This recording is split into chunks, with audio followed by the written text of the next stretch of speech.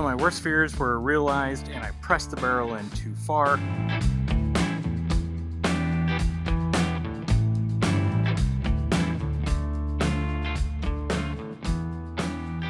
Hey guys, welcome back to the channel. My name is Nobody, and we are back in the Untrained Unprofessional garage, working on my very first AK build, which is a Hungarian AK47D.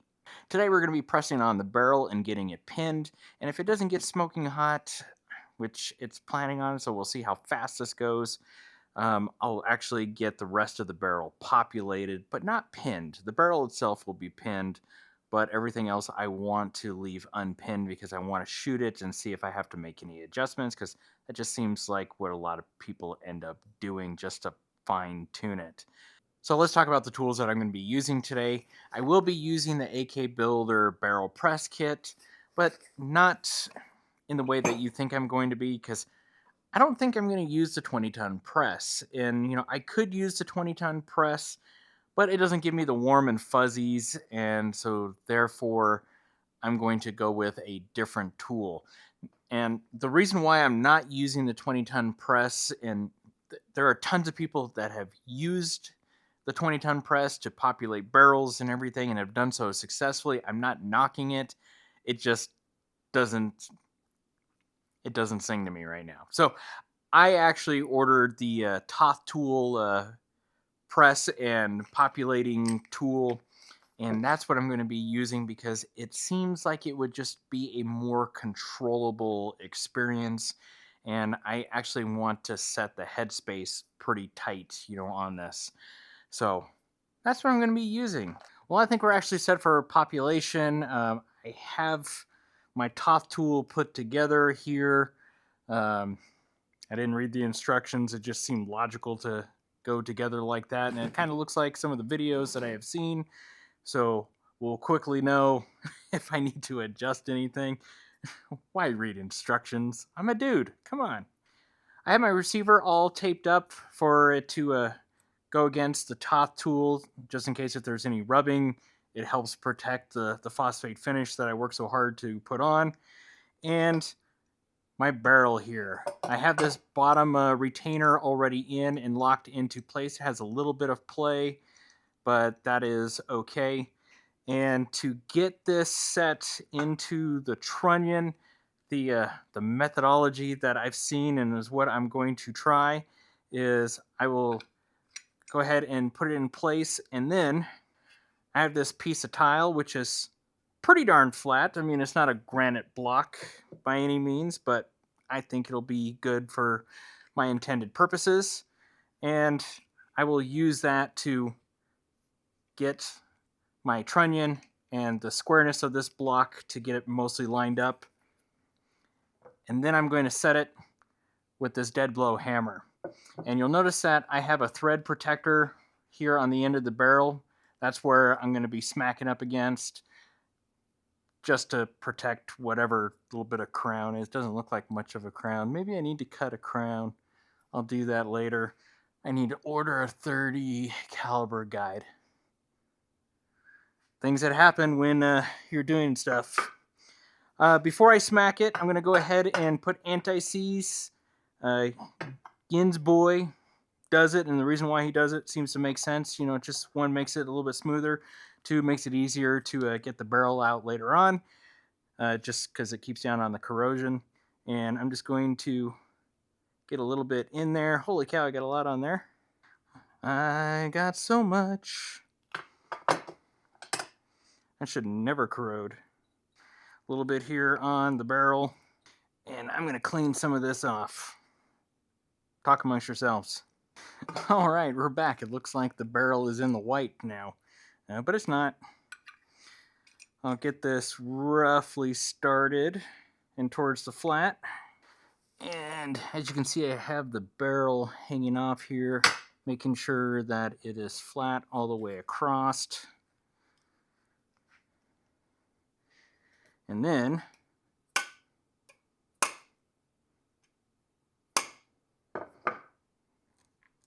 okay, that is on there. I could get this out, but it's not moving.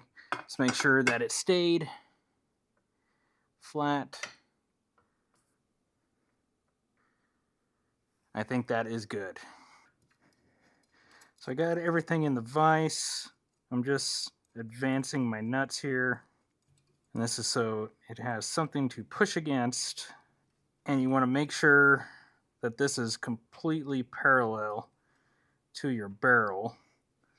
And you'll know if it's not because it'll start pushing your barrel at funny angles.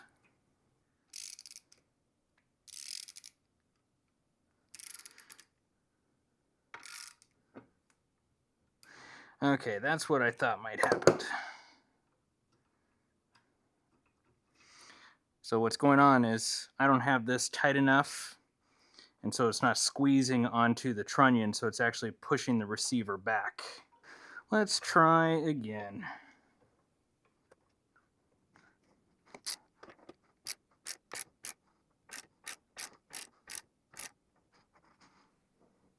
Well, golly gee, it looks like the barrel is actually pressing. So far, the barrel's going on. Nice and straight, it's not getting anything. And it's not taking levels. Means everything size is right. Now, I'm gonna need to start paying attention pretty soon here about the headspace.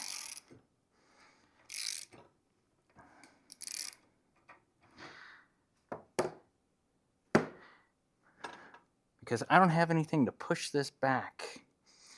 It's a flaw in my planning. So I'm not there yet, which I didn't think I was. I need to come at least another 16th, probably more. But I reset the tool. That way my bolt here wasn't getting so long. So I shortened it back up, moved everything down, and now I'm going to start pressing again. There we go. Oh.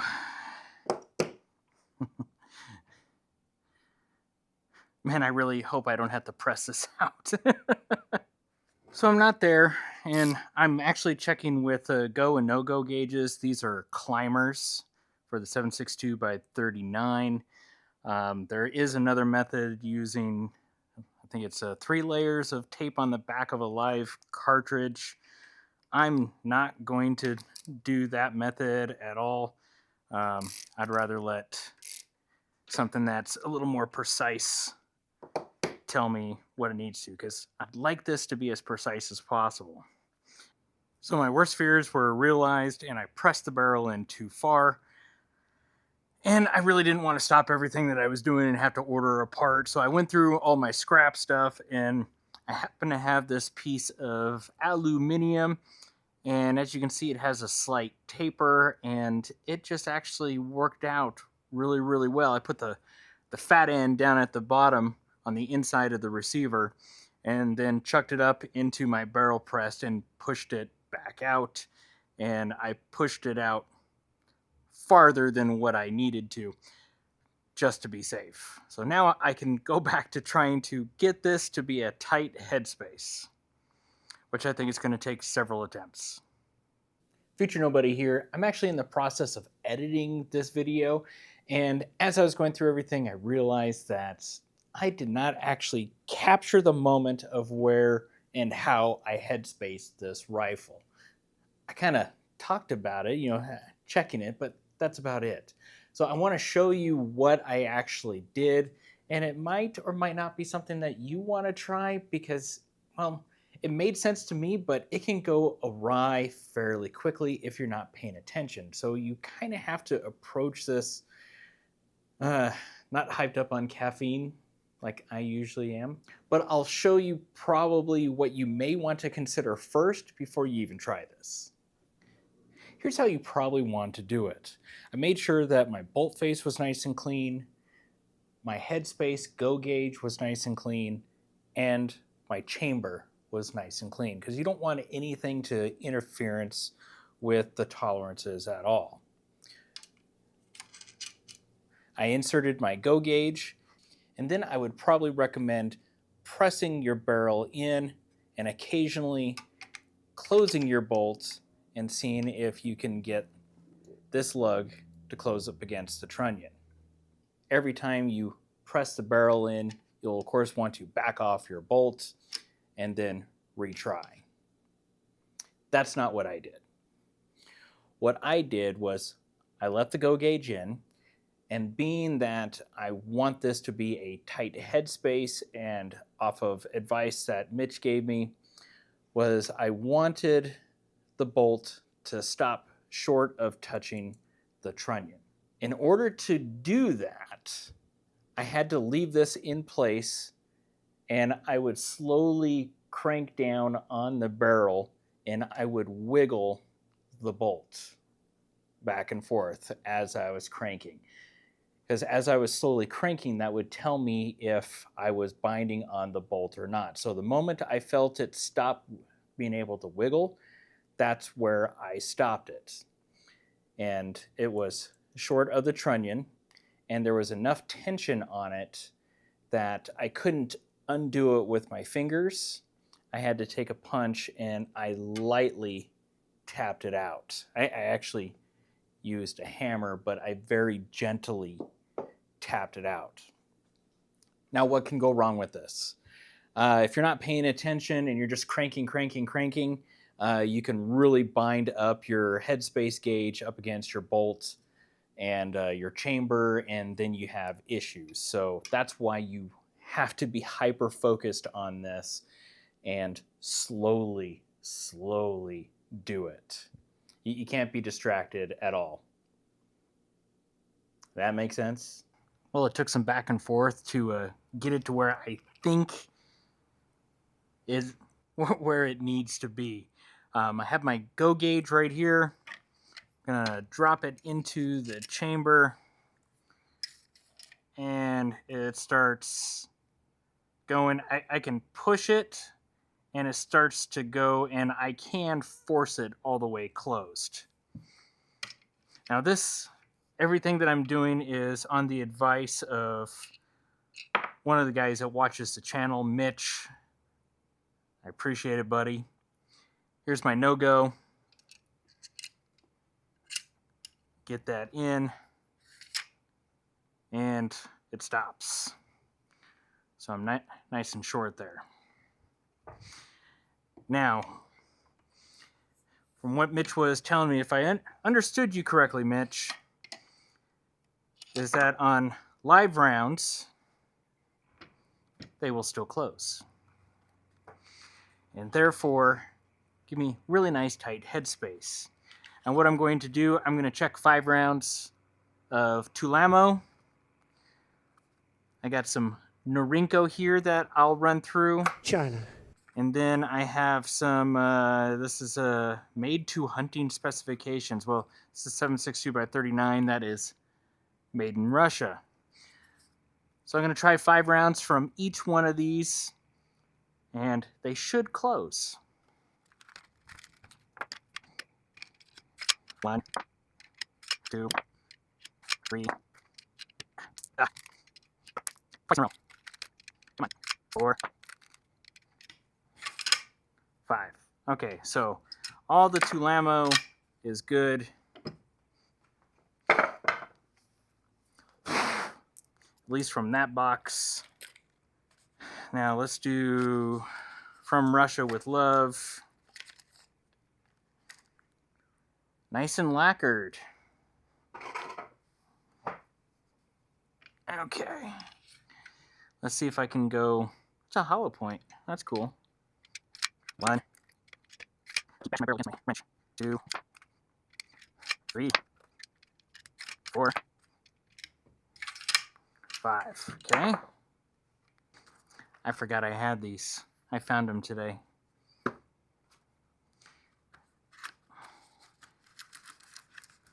Okay, in China. China!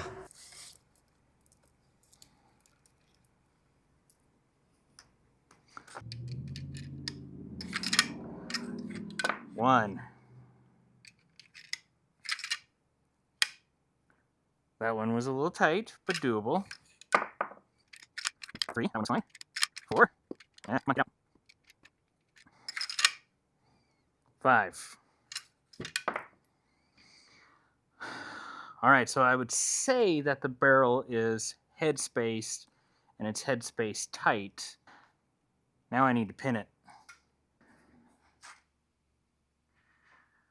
So what I have chucked up here is actually a barrel pin, and this is the barrel pin that I was hoping to use, but the hole is just big enough to where it's not going to fit super tight. I mean, when I drilled the barrel itself, that would fit in tight, but I might get a little bit of slop in the trunnion itself. The right side of the trunnion is tighter than the left side, so I'm actually going to oversize the barrel pin to a 302. But this is being used to locate the press, or mill, I guess I should say. And yeah, sorry about the backlight. It's hot in here and I need that door open. I'm going to use the 7mm, or the recommended drill bit for the 7mm, and I'm just going to go slow and just chew away at it and hope that this doesn't deflect.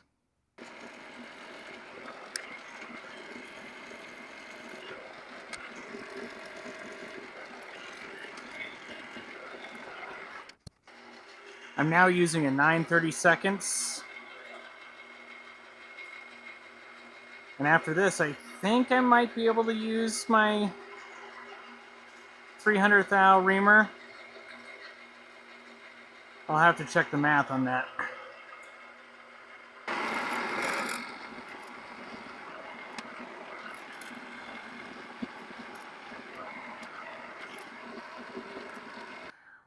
All right, so I got a nice clean hole. The only thing is apparently I was a little off. I should have drilled through both sides. I kind of remembered afterwards that that's kind of the best thing to do. But I'm like, there's probably like the ledge that I could see on the left side here is probably like 10/1000ths of an inch, so it's not bad. But I learned, don't take shortcuts. Remember all the steps. Now I can press my 302 barrel pin in, which is this guy here.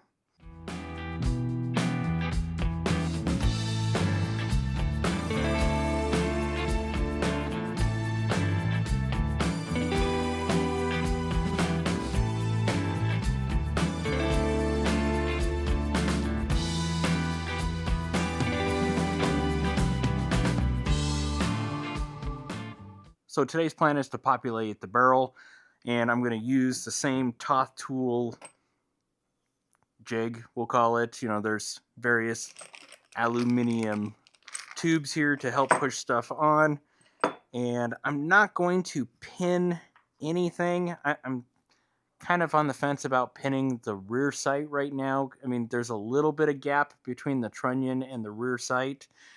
I don't know if I'll need to adjust it or if it's even going to matter, but I will come back to that, I think, after I shoot it. Gas block won't be pinned, front sight won't be pinned. Yeah, I'll just pin everything after I shoot it just to make sure that everything is good. I'm going to put some anti-seize here on the journal. Rear sight block. And probably what I'll do is, because I think there's a little bit of a gap in between the rear sight block and the trunnion, I'll get some feeler gauges and try to basically line it up as close as I can. Probably doesn't have to be dead on, but I'd like to get it as close as humanly possible.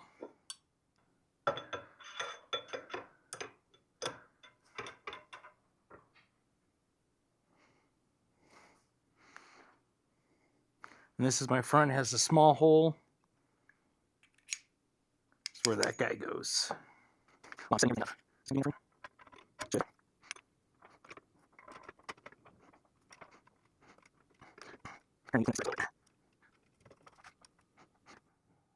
I have this set up just like I did on the barrel press. other than I got the tube and these end caps. The end cap is what pushes evenly on my rear sight. And I have a lot of thread for my bolt, which is good because you don't want this to get too long and then angles get kind of funky. And I think we are ready to go. You know, part of me wanted to get my impact and just something tells me that wouldn't be the way to go. Let's get started. Okay. I'm going to lay this in. Verify everything is good. I'm on this side. Let's see if I can cap this a little. Nice. That's pretty close. I got my dust cover here so I can check.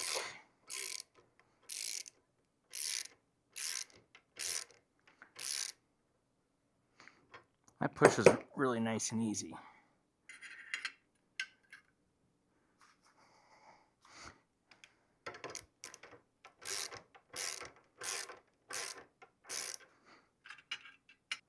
I wish this Toth Tool had like some little cutouts to test fit things. It seems like it just gets perfectly in the way. I really don't want to have to take this out. But I got a feeling I'm going to need to do that. So apparently I took it out right at the perfect time because it is nice and tight. That dust cover isn't going to go anywhere. Time for the gas block. I have my little lower handguard retainer in, and just with the width and dimensions of everything, I can't get this rotated all the way, so I'm just going to get it on, and that way I don't forget about it. Not right. Is there a smaller one? Or is it just a one size? I thought it would step down. But, oh, looks like it doesn't matter. Okay.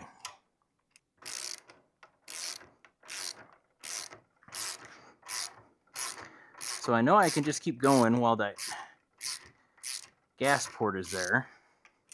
In theory. Yeah, I got quite a bit of ways.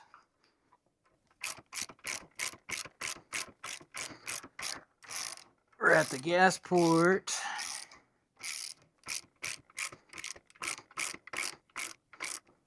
All right, now I want to kind of see. So that's how far I need to go. My understanding is that I need about a 1/16 of an inch gap here on the gas block for this gas tube to be able to come in and lever down and then come back off again. So that's what I'm going to shoot for.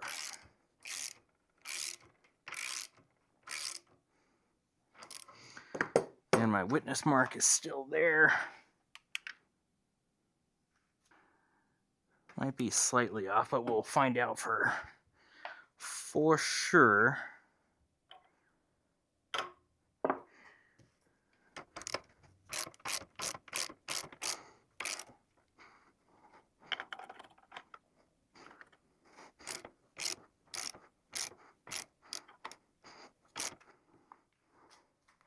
No, I wasn't going to just crank it down while it was there. Let's try a couple turns. And I'm going to sneak up on this.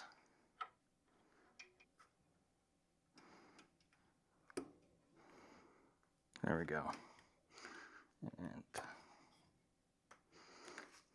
And there we are. Okay. 2 things down. And yeah, it looks like my gas block is slightly canted.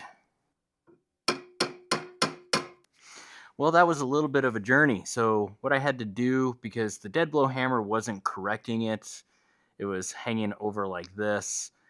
So I took it over to the press, I pressed it out, and I went past the gas hole so that way there would be less friction on the barrel because there are some really tight spots. And then I was able to take the dead blow hammer and move it over, but I moved it over way too far. So then I had to recorrect. So now it's pretty lined up and everything, so I'm happy about that. Now I need to get it pressed back on, and hopefully I can duplicate what I did the first time and have a nice, secure upper handguard, gas tube, whatever. And then I'll come back and we'll do the front sight. So I had the cap with the small hole for the brass fitting just up against the front sight. I'm going to push it until it is flush with the crown of the barrel, and then I'll back it off and go with this guy right here the rest of the way. Right, okay, I felt like it just spun down there. Okay. I'll probably get this started and then readjust because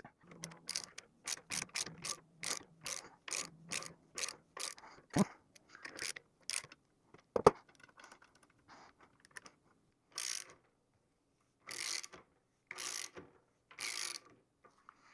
Do I look like I'm canted? I'm almost there. It looks like I have a slight cant to the right of the rifle. Something that I just barely figured out is if I take my wrench, get it in position, let's get it nice and tight here for a second. And then as I'm pressing this in, I can move it ever so slightly.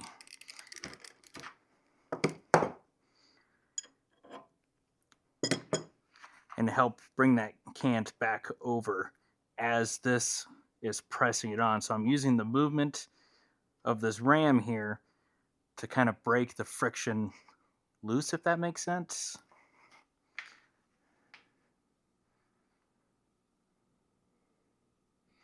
And I think that is pretty good. Well, I got the barrel all populated. So there are a few little minor casualties. Like when I was pressing on the gas block, it took off the phosphating, which I could touch up. And maybe this is why these are phosphated and then painted, because the assembly process does little things like that, and they got to protect it. No, this is not what's going to happen to the front end. I got something different planned for that. But came out pretty good. We were all locked in. Another casualty right there, but I think that might be an aluminum smear. I think. So that might come off. I don't know, but there we are. Something I got to do before I could shoot this is I got to put the underfolder in, got to do the trigger, and which I think the trigger seemed like it was not wanting to go all the way in, so I might have to do a little bit of fine-tuning on that, which I'll just go ahead and take care of, so that way the next video we're shooting and then seeing how it is, see if I gotta adjust anything at all before I pin the rear sight, the gas block, and the front sight on this AK. Appreciate you guys watching part of my first attempt on this build, and hopefully you got some chuckles, and if I did something that was really, really wrong, please leave a comment down below, just so I can learn and others can learn as well. Appreciate you guys.